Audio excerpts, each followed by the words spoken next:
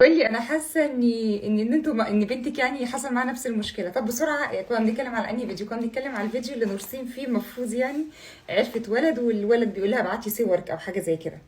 طيب بشكل مبدئي مش كل حاجه هنصورها يبقى مرينا بيها، ده احنا عندنا افكار كتيره قوي يا دي النيل، هنصورها ازاي ونطلعها ازاي ليكم؟ بعد ما كتبتي لي الكومنت ده وكذا حد كتبهولي، انا حاسه انها بتتكلم بجد عن بنتها. طب انا عندي افكار قويه وبتحصل مع اولادكم انتوا ما تعرفوهاش، انا اطلعها ازاي؟ وفي عندي على فكره كمان من الحاجات برضو اللي انا نفسي اعملها، عندي افكار جريئه وهتناولها برضو بطريقه محترمه وكويسه، وكمان تواكب البيت المصري والاطفال والبيت العربي عموما. بس مشكلتي بقى التعليقات اللي من النوع ده. لما عملت فيديو الخيانه بيني وبين جوزي السنه اللي فاتت، كل التعليقات تستاهلي انه بيخونك، ما انت قاعده على النت في ايه؟ اقسم بالله فيديو، وحياه امي فيديو. طب اعمل ايه تاني؟ انت بتكلمي ولاد ليه؟ عليكي وعلى اللي جابوكي اهو، خلاص استحسي، ما عملتش حاجه البنت، حرام.